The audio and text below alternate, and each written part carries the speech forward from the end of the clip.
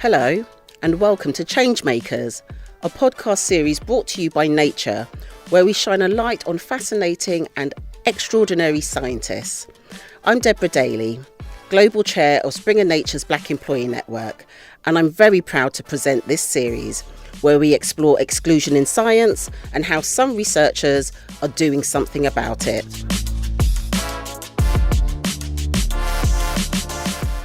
In episode 8, the last in the series, we meet a biochemist in Kathmandu who is determined to improve access and opportunities for Nepalese girls and women in STEM careers.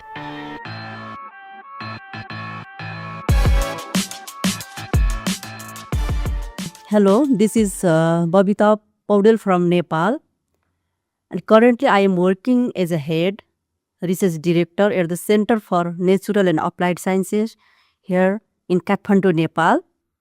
And my research area is natural product chemistry, and basically I am working on high altitudes microorganisms and medicinal plants of Nepal, and I am looking for bioactive, mostly medicinal compounds from those organisms. I grew up in the central part of Nepal. It is around 200 kilometers from Kathmandu, that is the capital city of Nepal. And Kathmandu is a hilly region. I was a bit of bright student at that time also.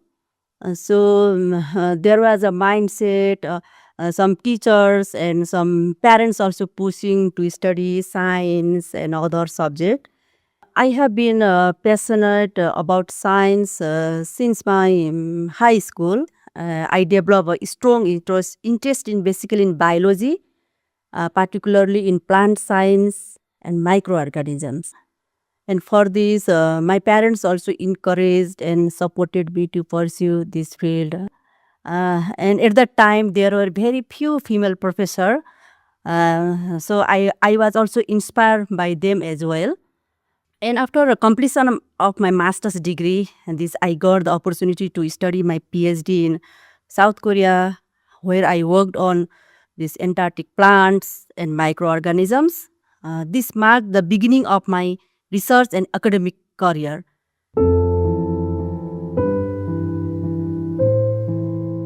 There is a noticeable shortage of women in science in Nepal. And only 7.8% of women are working as a researcher. Though there is some progress made in recent years, women still remain underrepresented in STEM field, particularly in higher education, in PhD level, and research and leadership position. But there are various factors. Social factors, cultural and institutional factors. First is gender stereotype plays a significant role for that. From an early age, girls are often discouraged from pursuing STEM subjects. These fields are seen as male-dominated, and most of the science teacher or STEM field teachers are male, so that might be the reason. And there is also a lack of female role models in science and technology, and making it difficult for young girls to envision themselves in such careers. And that might be one reason, and another is family and societal expectation can be limiting. Many families prioritize careers that align with these traditional gender roles, such as they insist girls to choose the subject like education or healthcare rather than engineering or technology. That might be also another reason. And another third reason might be this: there are lots of institutional barriers exist at multiple levels. These women in STEM often face challenges such as unequal access to research opportunities, funding, and leadership roles. And sometimes we can face workplace discrimination and this lack of supportive female-friendly policies, and not having maternity leave or not having flexible working hours, and not having child caring facilities near to working station. Those are the reasons. And finally, I would like to say there are very few or limited mentorship and networking opportunities. Those are the reasons for further widening this gap. And many women lack access to a strong professional network mentorship program, as I already mentioned, and scholarship that could help them to thrive in STEM careers.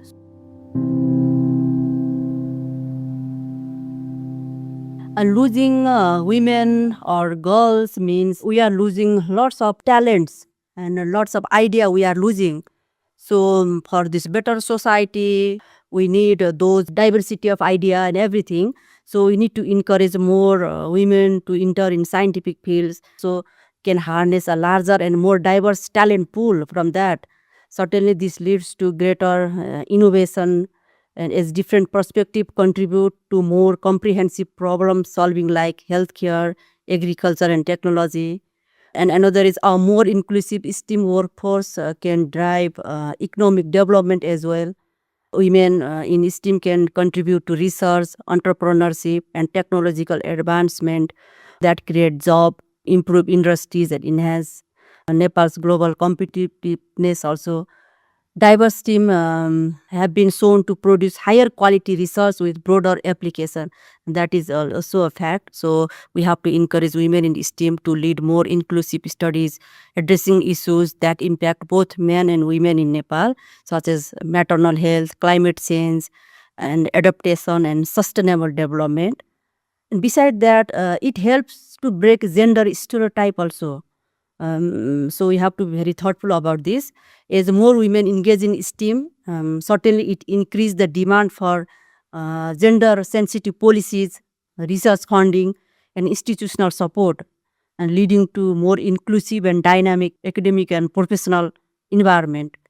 Investing in women in STEM is an investment in Nepal's future, ones that drives science discovery, economic resilience, and social process. So we need more girls or women in STEM field for better society, to make a better nation, and to make a better world, I would like to say.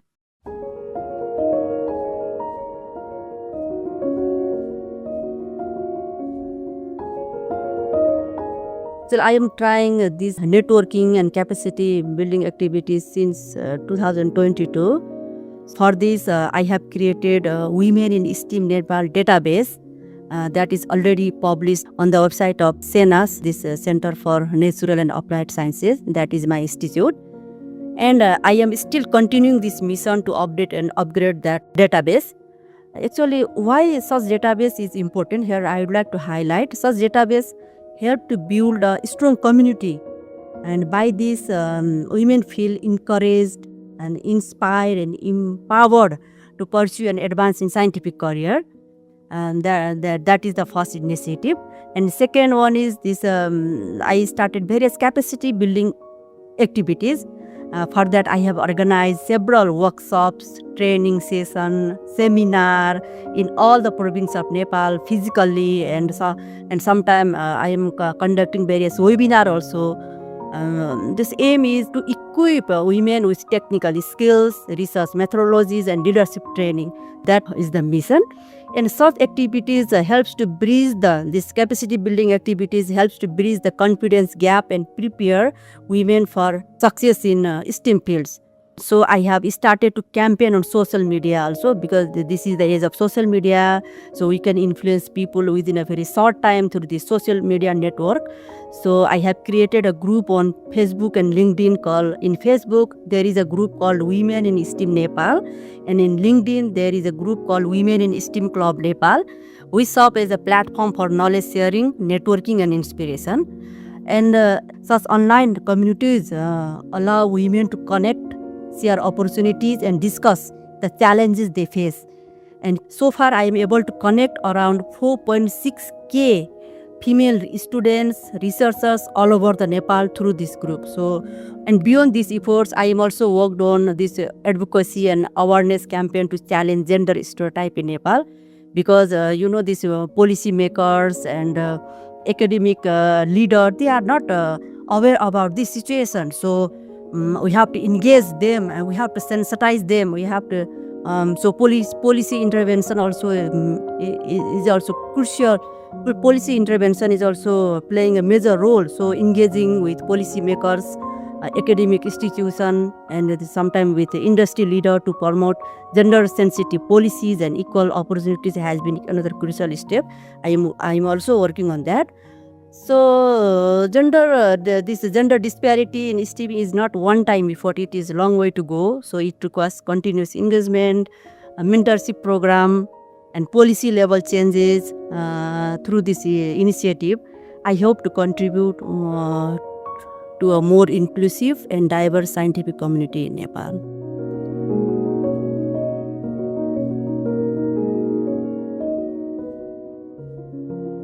Yeah, there are a lot of things need to happen to fully bridge this gender gap. Several key changes need to happen in at different levels, I would like to say. First of all, this policy and institutional support. That is the main measure. Government and academic institutions need to implement gender sensitive policies such as scholarship for women in STEM and a maternity friendly work environment and equal access to research funding and strong enforcement of anti-discrimination policies is also crucial. So that is this policy and institutional support. There should be a education system reform should be there. Here I would like to highlight few points.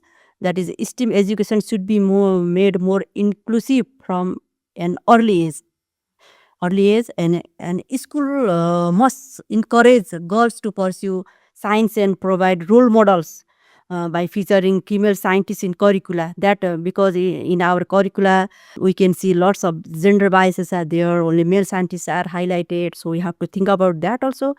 And another is a hands-on learning program that might be STEM clubs and mentorship for women in STEM can make a big differences. And a third point I would like to say this workplace inclusivity and leadership opportunities. That's all we also need to think about that. For that, more women need to be in leadership position in universities, research institutions, and tech industries. For this, we have to create various mentorship program, capacity building activities, leadership training, and workplace policies that support career growth for women in STEM. That is also essential.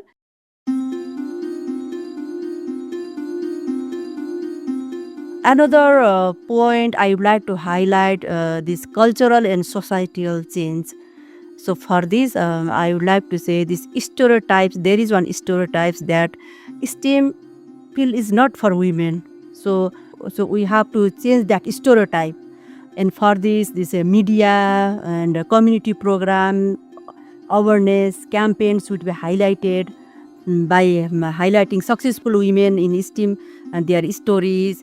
We have to show role models to inspire future generation. We can do such type of activities. And beside that, just families and communities should encourage girls to explore science and technology without gender-based limitation. And last but most important thing I would like to say is stronger networks and support system. For these expanding networks like Women in STEM and organizing more workshops, conferences, and networking events can provide women with connection and resource they need to succeed.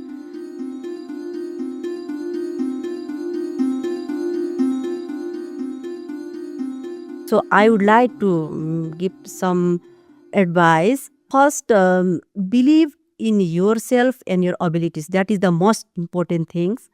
And another is you should be a proactive. And you should dream a big and work hard to pursue your dreams. And your passion and hard work matter more than stereotype or societal expectations. So, and another is seek mentors and build a strong support network. That is also very important. And surround yourself with people who uplift and inspire you, not discourage you. That also I would like to advise. And take risks and embrace challenges. That is also another thing. And growth happens outside of your comfort zone. So we have to think about that. And whether it is applying for a competitive program, leading projects, or voicing your ideas, don't let fear hold you back. So we have to be very careful about that. And finally, I would like to say, and this is most important, And I would like to say advocate for yourself and others also. If you face barriers, work to break them, not just for yourself, but for the next generation of women in STEM. Your journey can inspire change. That also you need to think. And most importantly, enjoy the process. Science is about curiosity, discovery, and innovation. So, stay passionate, keep learning, and trust that you are making a difference.